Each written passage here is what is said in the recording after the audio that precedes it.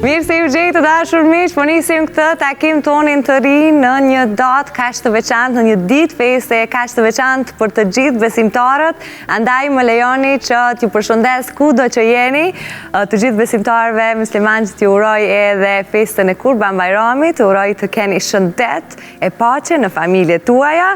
Një urim edhe për Arbin, duke falendëruar edhe për prezencën sot, por edhe për këngë tjera të cilat neve do t'i kemi gjatë takimit tonë të sot. Siç po e shihni, tryezën e kemi normalisht të mbushur edhe me sheqere, me disa prej recetave, kemi baklavan këtu, një tortë tjetër shumë të shijshme që duket normalisht. Besoj që nuk duhet e prani sot kudo që shkoni për vizitë apo edhe në shtëpinë tuaj, ne jemi bugati paraprakisht, Faleminderit shumë Agusholli që gjithmonë na mbulsoni në festat tona.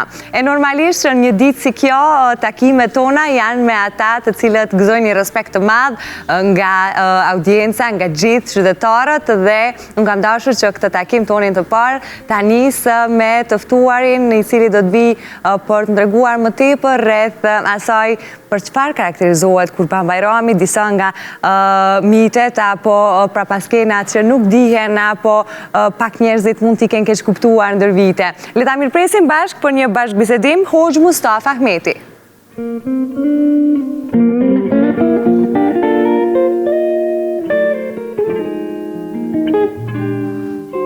Mirë se erdhe. Mirë se gjej. Knatësi me fat festën për ju dhe gjithë familjen. Faleminderit që je këtu në këtë ditë kaq të veçantë për të gjithë shqiptarët. Urdhërot lutem. Rehatoju. Faleminderit. Nuk po të lusë për baklava, nuk e di aja ke tepru sot, apo zakonisht mundohesh me pas një lloj mase ndaj vetës. Si e ke? Pasi që është dita e tyre, po e lam për më vonë. Më vonë, okej. Si keni nisur ditën? Si nisin këto ditët e rëndësisë veçantë si kjo e Kurban Bayramit? Ditët e Kurban Bayramit, ditën e kësaj feste të madhe për besimtarët e besimit islam, edhe unë, si gjithë të tjerët, si gjithë besimtarët, e nisim rëndëm duke falendëruar Zotin Fuqiplot me faljen e namazit të sabahut, e më pastaj për ta falur namazin e Kurban Bayramit, intervalin kohor për mbrenda këtyre dy ritualeve, namazit të sabahut dhe të Kurban Bayramit, shfrytëzojmë që të japim një mesazh lidhur me rëndësinë që ka kjo ditë, lidhje me bashkimin, unitetin, solidaritetin e kësaj dite. Më pastaj, pas faljes Kurban Bayramit, bëjmë Bayram me vëllezërit që janë për brenda shtëpisë së Zotit, për brenda xhamisë.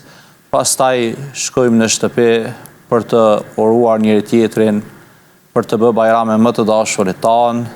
Pastaj dalim në farefes, bëjmë edhe atë që është madhështore e kësaj dite, sakrificën, prerjen e kurbanit e kështu me radhë.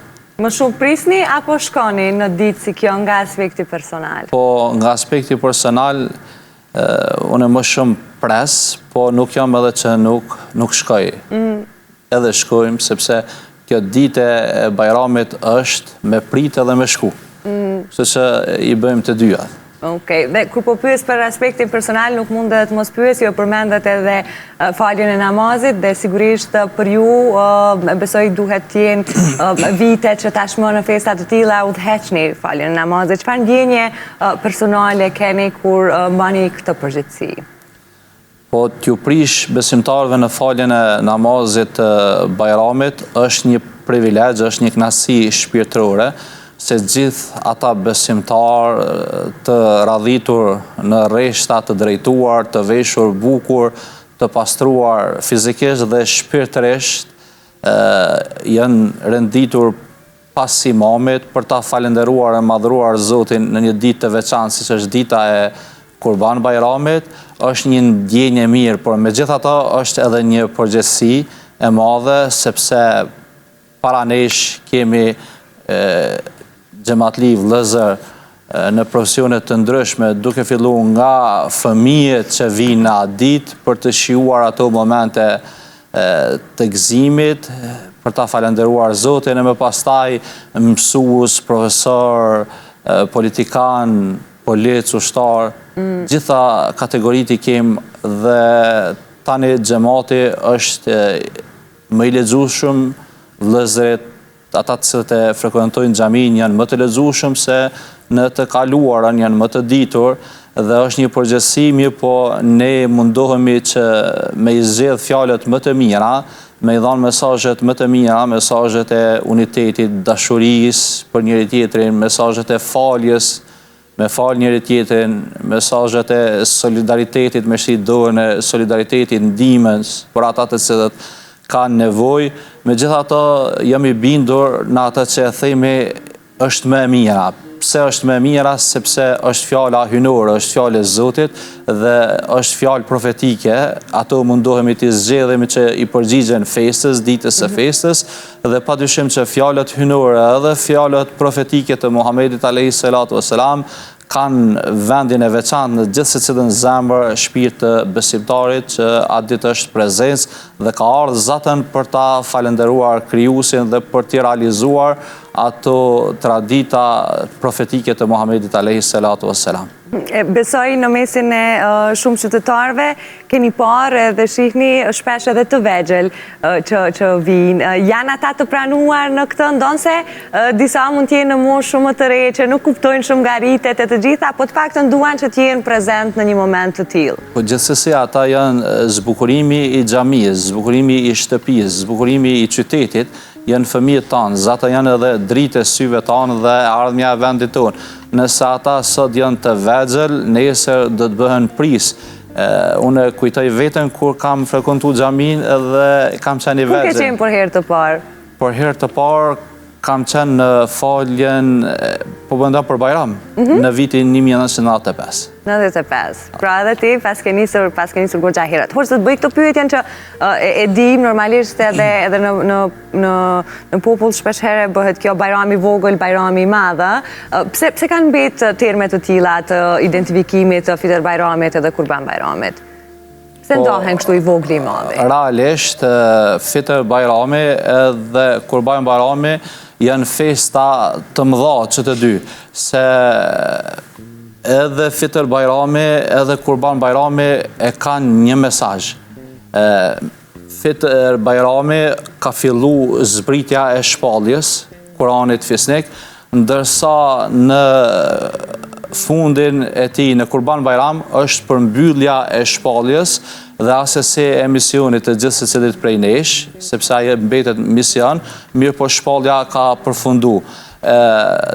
Të flasësh për Fitër Bajramin edhe për Kurban Bajramin, nuk do të thot të flasësh një ditë apo një javë, mund të flasim me vite, sepse Kurani ka zbritur për 23 vite radhazi dhe është periudha që e zbritjes mes Fitër Bajramit dhe Kurban Bajramit. Pra që të dy bajramat e kanë porosin për misionin, vazhdimin e misionit, fjallës e Zotit fuqiplot, dhe sa janë festa shpirtërore, ato janë festa edhe sociale. Edhe Fitër Bajrami lidhet me ndihmën, me shtrijen e dorës për njëri tjetrin, nëpërmjet sadakatul fitrit, edhe Kurban Bajrami me shpërndarjen e mishit të kurbanit. Mirë po sakrifica e kurbanit që është diçka, është madhore. Me therë kurban, me prej kurban për Zotin fuqiplot, është diçka madhore, është jashtë asaj fizike, është jashtë asaj materiale, është diçka shpirtërore. Dhe për atë arsye është bë edhe dallimi. Ditët e sotme apo çdo vit e më tepër, disa gjëra po shkojnë drejt modernizimit, po shpejtohen me dinamikën e jetës. A konsideron që jemi në ditën që po flasim, pra që vazhdojmë të qëndrojmë besnik ndaj rriteve tona fetare dhe t'i përmbahemi atyre për çka shquhen këto, si në rastin e sotëm të Kurban Bajrami, që kërkohet një lloj solidarizimi, kërkohet një ndjeshmëri, sidomos ndaj atyre që nuk kanë një solidarizim më i madh si shoqëri. Si e shen, në çfarë pike konsideron që jemi si popull? Po ne fatmirësisht jemi si popull besimtar musliman me shumicë, dhe kjo ka qenë edhe në të kaluarën, shpresoj të jetë edhe në të ardhmen, edhe si duket, edhe si që jemi me statistika, me lejën e Zotit padyshim që do të jetë edhe në të ardhmen, si që thot edhe populli ku ka pas do të ketë gjithë, edhe këtu ka pas, ka dhe do të ketë deri në përfundim të kësaj bote kalimtare, besimtar, të cilët e besojnë Zotin Xheleshanuhu, e realizojnë fjalën e tij në praktik.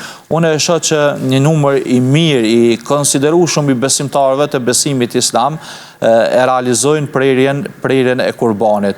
Ndërsa e potencova ata të cilët nuk kanë mirë, po me dëshirë janë edhe ata për të realizuar një gjë të tillë, ne për dallim që presim kurban dhe ata të cilët nuk kanë mundësi ta bëjnë një gjë të tillë, kemi veprimin e Muhamedit a.s. ku i ka prej 2 kurbana. Një e ka prej për veten dhe familjen e tij, ndërsa tjetrin e ka prej edhe ka bë një jetë me qëllim për gjithë ata pjesëtar të cilët e besojnë Zotin edhe besojnë Muhammed Mustafan a.s. kanë dëshirë, po nuk kanë mundësi, pejgamberi a.s. e ka prej një kurban për ta. Tani, kurbani të varfërve një gjë kanë të sigurt.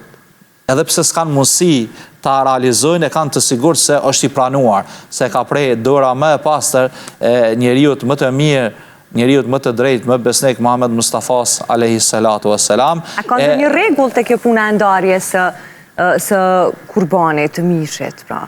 Gjithsesi se çdo obligim i ka edhe rregullat e veta, edhe kurbani, domethënë kurbani pritet pasi që të falet namazi i Kurban Bajramit, asesi përpara, sepse janë... A ka raste kur e bën dikush përpara? Ose çka ndodh nëse... Ka mundësi, ka herë shpesh na pyesin ne se a lejohet ka me prej për baba apo për nanë që tani më nuk është në mesin tonë, ka kalu në botën tjetër në ajra. Sido që tjetë, kurbani pritet pasi, është rregull që të pritet pasi të faljes së Kurban Bajramit. Kjo është e para që do ta dinë gjithë besimtarët e besimit islam. Ndërsa mishi i kurbanit ndahet në 3 pjesë. Një pjesë e ndalë për vete për ta përgatitur drekën e Kurban Bajramit. Një pjesë tjetër ju dhurohet të afërmeve, mexhve, hallave, dajallarve, pavarësisht gjendjes së tyre ekonomike. Kanë apo nuk kanë prej ata kurban apo nuk kanë prej kurban. A duhet lesh më shumë ti për vete? Edhe një pjesë ju dhurohet të varfërve. Më së miri është që kurbanin t'ia dhurosh të varfërve shumicën. Për vete me ndal pak. Kjo është më e mira. Mirë po, nëse një besimtar apo besimtare për nga aspekti ekonomik është jo në kushte të mira, por me gjithatë i ka kushtuar zemra dhe me kursimin gjatë tërë vitit. Edhe janë shumë, kështu që edhe dikush që vite më përpara ka pasur një gjendje ekonomike mesatare, ta themi tashmë ka goxha të vështirë, pra kalkulohen, besoj e dini edhe vetë që është një prej ankesave më të mëdha të qytetarëve edhe shtrentimit. Gjithsesi, jo vetëm shtetimi i kurbanave, tani është ankesa e qytetarëve se çdo gjë është shtrejtuar, duke filluar nga ndriçimi, nga rryma edhe të gjërat elementare, të mos flasim më për kurban, por me gjithatë nëse një besimtar apo besimtare ka kursyer gjatë tërë vitit për hatër, dashuri, respekt të Zotit fuqiplot që në festën e Kurban Bajramit të realizon këtë obligim, këtë traditë profetike, jo vetë Muhamedit, po edhe Muhamedit a.s. po edhe të Ibrahimit, edhe të Ismailit dhe gjithë pejgamberëve të tjerë pas tyre, por mundësit ekonomike nuk i ka të mira, lejohet që të tërin të ndalë për vete. Nëse në rastin për shembull kur bëhet një ndarje tek një familje që nuk shëndron mirë ekonomikisht, sa duhet jemi të kujdesshëm edhe të kjo pjesa e mënyrës se si po e ndajmë, si po e flasim, ndoshta edhe si po e tregojmë si historie me të tjerët. A ka disa norma etike, ta quaj morale për ta bërë me undje më rehat dhe jo ndoshta për ta bërë me undje keq që nuk po ka edhe në një formë disi me këto fotografi duke u postu në rrjete sociale, shpeshherë shohim pra ishat e X familja për t'i dërguar. Si ishe? A duhet ketë një kod etik në këtë? Fillimisht për gjithë secilin prej nesh, do ta dim se për çka e realizojmë kurbanin. Kurbani realizohet për të fituar kënaqësinë e Zotit Xheleshanu, për të fituar devotshmërinë, afërsinë te i madhi Zot fuqiplot. Zatën kjo është qëllimi i gjitha adhurimeve, edhe i namazit, edhe i haxhelerëve që tani janë në Çabë duke kryer ritet fetare, vëllezërit dhe motrat tona nga vendi ynë.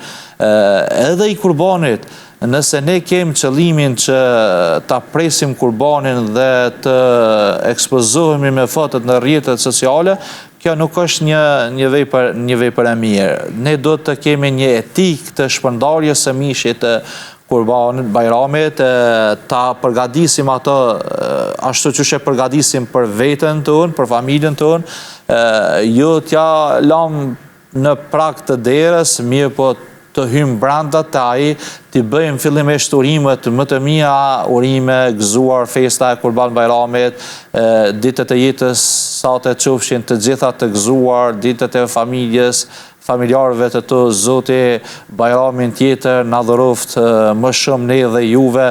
Tani ju e dini se kurbani është një obligim, ne kemi realizuar dhe kem pas dëshirë që sot ju nderojmë me këtë mish të kurbanit, që lusim Zotin Xheleshanu hu xhel xhelalu që ne dhe ju të cilët e pranani t'i arrini shpërblimet të Zoti fuqiplot.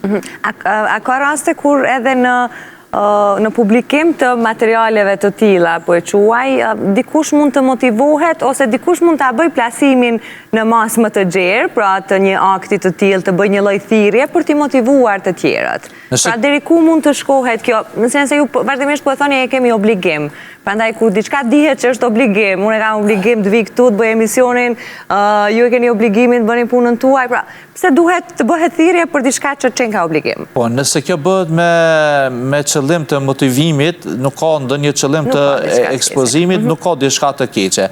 Dhe ne megjithatë dhe pse dim se e kemi obligim, jemi njerëz dhe nga njëherë kjo botë me plot bukuritë e saj na mashtron dhe ka të atill që edhe harrojnë këtë obligim, mirë po kur e dëgjojnë imamin prisin, kur e dëgjojnë prindin që është në moshë të shqyrë dhe në të kaluarën ka bën një gjë të tillë, diku i vyen pak për t'ja kujtuar dhe ai e realizon, sepse hallet e dertët e kësaj bote janë të ndryshme dhe nga njëherë ka mundësi dikush të harron. Po nëse kjo bëhet me qëllim që të bëhet vetëdijsimi, nuk ka të keqe, po nëse bëhet me qëllim që t'i ofendojmë të tjerët se ne po ju mbajmë me mesh të kurbanit, hum qëllimi i kurbanit. Zatën kjo edhe nuk, sepse ne e vizitojmë një herë në viti ka 365 dit, ne i qojmë për një dit apo për 2 dit, çka do të bën ai edhe 362 ditë, 3 ditë të tjera. Po qëllimi i kurbanit është që neve na mëson se ne të sakrifikojmë në gjitha mënyrat, jo vetëm në prerjen e kurbanit. Sakrificë është edhe mbajtja e premtimit e Ibrahimit a.s. Sakrificë është edhe me rrit një fëmijë mirë, me dal prindin në mëngjes edhe mu kthy në mbrëmje për t'ja siguruar një mirëqenie ekonomike, një shkëllim. Sakrificë është edhe ardhja jote këtu në punë, që nga orët e hershme të mëngjesit sot në këtë ditë feste për t'ju ofruar vëllezër dhe motrave tona një emision si tuajin, ku elaborohen tema të ndryshme në dobi të shoqërisë. Do thotë kurbani na mëson që ne të bëjmë sakrificën më të mirë në dobi të shoqërisë, ku nëpërmjet saj ofrohemi edhe te i madhi Zot Xheleshanu. Ka shumë, ju e përmendet edhe më herët që ju kam pyetur shumë nga qytetarët nëse duan të bëjnë të prej një kurban në emër të dikuj që nuk jeton më. Dhe sigurisht, si rëndom që ndodhë në data të shënuar dhe të rëndësishme, kujtojmë shumë e malë dhe ata që nuk i kemi pranë, ata që në mungojnë e që mund t'jenë nga njerëzit më të rëndësishëm në të jetës tonë, filluar nga prindrit e plot të tjerë. Në rastet të tilla, si duhet ta kemi qasjen, sepse shpeshherë vihet në pikpyetje kjo, a duhet shkojmë te varezat në ditë feste, si kjo, a duhet të lutemi për ta, pra cili është raportin në këtë rast me ata që nuk i kemi më pranë, nuk jetojnë më? Padyshim që dita e Bajramit është ditë gëzimi dhe ta shndrojmë në ditë hidhrimi, kjo nuk përputhet me porositë fetare. Padyshim që mungesa e tyre të theje potencove se mungesa e tyre është prezente, sidomos e prindërve, vëllezërve, motrave tona, është prezente dhe padyshim që ata i mungojnë festave tona, jo vetëm festës së Kurban Bajramit, po edhe festave tona kombëtare që i kemi, edhe datave tona për brenda familjes, datave të lindjes së tyre dhe lindjes sonë, ku jemi mësu që të ketë aromë atmosfere në shtëpitë tona, por me gjitha to, lejimi i vizitës së varrezave nuk është ndaluar në Islam, është një e lejuar, është një gjë e lejuar dhe nuk ka të keqe edhe nëse i vizitojmë edhe në ditët e Bajramit. Mirë pa ajo që është bësh prehi, tradit të populli ynë, është me herë pas faljes së Kurban Bajramit apo fitë Bajramit me shku atje të varrezat dhe me çajt e me bo bajram me të vdekurit. Kjo nuk është prej traditës islame, sepse edhe ditët e fitër Bajramit, edhe ditët e Kurban Bajramit janë ditë gëzimi, shko me ata të cilët ke qëndru deri para shkurjes në xhami, bëj urimet, përqafimet më të mira me ta, e më pastaj me farefes, me pastaj pse ju edhe ti vizitojme edhe prindrit tanë, vëllezërit dhe motrat tona që para nesh kanë kalu në botën tjetër. Edhe nëse prejmë kurban për ta, është e lejuar. Gjithçka çka i gjalli e bën për të vdekurin, të vdekurit i shkon. Sepse e bën pa interes. Kush ka interes prej të vdekurit? A ka interes diçka? Jo, as nuk ka penzion, së një vjellë të mijat ekonomike, as nuk na i kryen ndonjë shërbim për brenda familjes, për mendja shtëpisë. Gjithçka pra i gjallit që e bën për të vdekurin e bën pa interes dhe është rregull hynor që gjithçka çka bëhet pa interes te Zoti fuqiplot është e pranuar. Qoftë edhe i gjalli për gjallën, mirë po kjo në kohën tonë sot po bëhet pak. Por ata të cilët e kanë vetëm një kurban, shtrohet pyetja tani, ata bëjmë për babën e nanën të cilët kanë kalu në botën tjetër, apo ta bëjmë për vete? Ata e bën me një jetë për vete, për familjen, duke e përfshirë edhe prindin, babën e nanën, sepse padyshim që veprat e tua të mia si një evlad, si një fëmijë, një besimtari dhe besimtare që të kanë edukuar mirë, kanë lanë fëmijë të drejtë udhëzuar pas, lutjet e tyre, realizimi porosive hynore, realizimi i riteve fetare, padyshim që shpërblimi i tyre shkon edhe të prindërit tanë. Jam krejt në minutat e fundit dhe dua në fund të flas për një nga traditat që vazhdon të qëndroj edhe sot, kur flasim për fëmijët, besam nga një herë edhe të rriturit e përfshim veten në këtë tradit me pretekstin që të kenë rroba të reja për Kurban Bajram, për festën e Bajramit kryesisht. Ju personalisht, çfarë kujtime keni nga fëmiria juaj? Ose sa e praktikoni ndoshta edhe sot, ose pse ka mbet kjo puna e rrobave të reja? Tani rrobat e reja në kohën që ne po jetojmë nuk është ajo ndjenja sikur ka qenë përpara në fëmirinë time apo të prindërve të me. Sepse janë një herë në vetë dhe kushtet ekonomike kanë ndryshuar. Tani rrobat të reja fëmijët tanë, po flas për një numër të madh të qytetarëve tanë, veshin më shumë se një herë në vetë. Mirë po ka qenë traditë e besimtarëve të besimit islam, që kur të vije festa e fitër Bajramit dhe Kurban Bajramit, t'i gëzojnë fëmijët e tyre me rroba të reja, që ata të mbojnë në mend se po vije festa e fitër dhe Kurban Bajramit dhe tash baba apo nana kanë më na blerë rroba të reja dhe ne kemi mu duk ma mirë, kemi mu bashku me... Besa kush është duk ma mirë ka fitu edhe ma shumë? Besa ka fitu edhe ma shumë, i kanë dhënë edhe para. Une jam pro këti veprimi edhe tani që fëmijëve tanë t'ju bojmë dhurata për t'ja shtu dashurisë. E bëni kështu edhe në familjen tuaj? Po, e bëj gjithsesi, sepse profeti a.s. ka thonë shkëmbeni dhurata në mënyrë që të shtohet dashuria.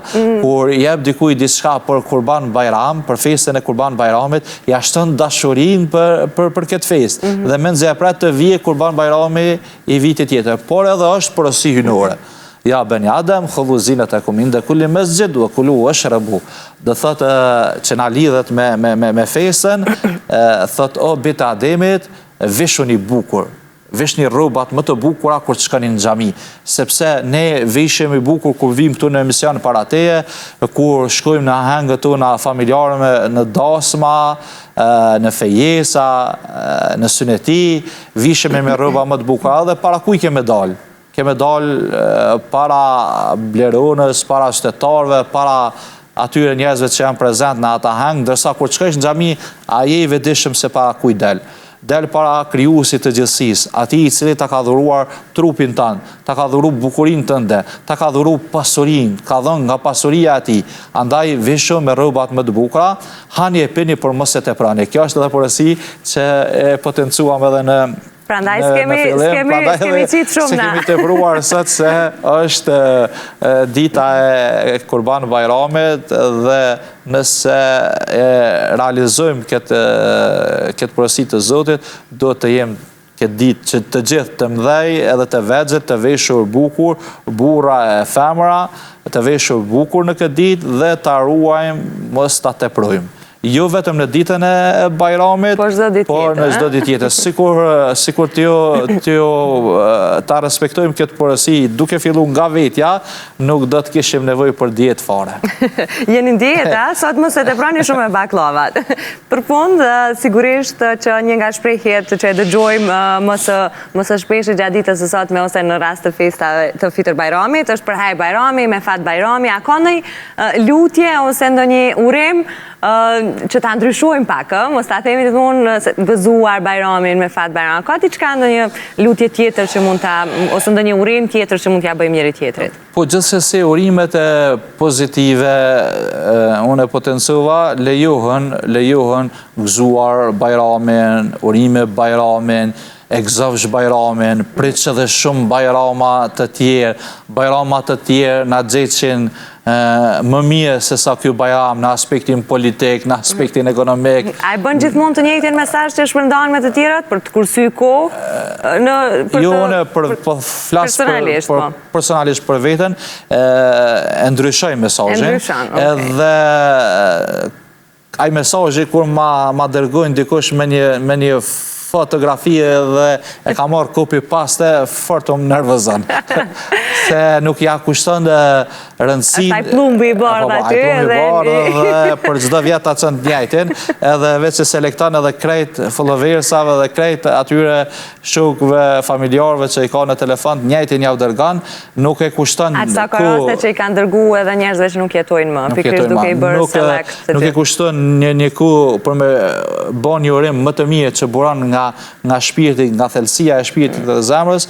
Kjo tregon se sa ke dashuri për këtë festë dhe për këtë ditë. Por megjithatë, në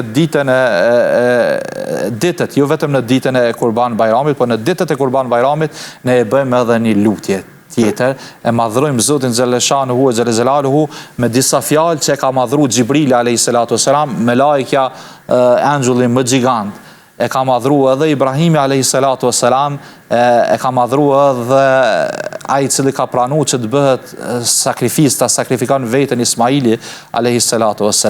Ne e dim se Allahu Xheleshanuhu e Xhelelaluhu Ismailin e zavensoi me një kafsh, me një kurban që solli Xhibrili a.s. dhe ai ishte një kafsh që kishte kullotur në kullosat e xhenetit, kishte pi ujë nga krojt e xhenetit me vitet e tëra, por obligueshmëria që Zoti Xheleshanuhu e obligoi Xhibrilin a.s. që të zbret me ato të Ibrahimi a.s. përderisa ishte në momentet për ta kryer këtë sakrificë, këtë akt, kishte frikë Xhibrili a.s. se mos nuk po mund të arrijë me ku.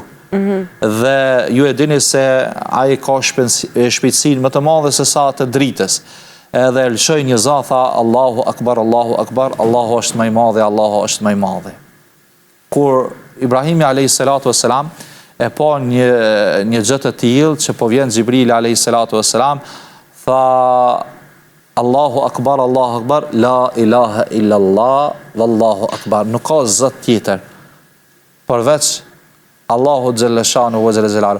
Ai është më i madhi që nuk e ndali dritën e syve të me, se evladi është dritë e syve. Po ma zavënsojmë me këtë kafsh. Kur ra në tokë, Ismaili çka tha? Tha Allahu Akbar wa lillahi alhamd. Kur e kuptoi se ai shpëtoi dhe u zavënsua me një kafsh, tha Allahu është më i madhi, edhe tërë falënderimi i takan Allahut fuqiplot. Andaj ne besimtarët e besimit islam prej natës, prej mëngjesit natës Kurban Bayramit, domethënë ditës së Arafatit, e deri në ditën e 4 të Kurban Bayramit në namazin e ikindijës pas çdo namazi, i themi këto tekbira Allahu Akbar, la ilaha illallah, wallahu Akbar wa lillahi alhamd. Duke thënë se ti o Zot je më i madh, ti o Zot je më i madh, nuk ka Zot tjetër përveç krijuesit të gjithësisë, ai është mbi të gjitha, ai është më madhështori. Allahu Akbar, Allahu është më i madh dhe tërë falënderimi i takon Zotit Xheleshanuhu për gjitha begatitë që na ka dhuruar edhe për kurbanin. Hoxh Mustafa Ahmeti, faleminderit shumë dhe urime edhe një herë për ju, për gjithë familjen. Faleminderit që erdhe sot në këtë ditë feste për të ndarë mesazhe kaq të rëndësishme dhe mirësi për të gjithë audiencën time. Nderçofshi, urime edhe ju dhe gjithë besimtarëve të besimit islam. Faleminderit shumë. Miq, po ju lëm me marketingun, gëzuar, nëse nuk keni qenë me ne prej fillimit, ja po ju them edhe një herë, me fat mos e teproni me ëmbëlsirat e baklavat. Shkojmë vesh me marketing pak.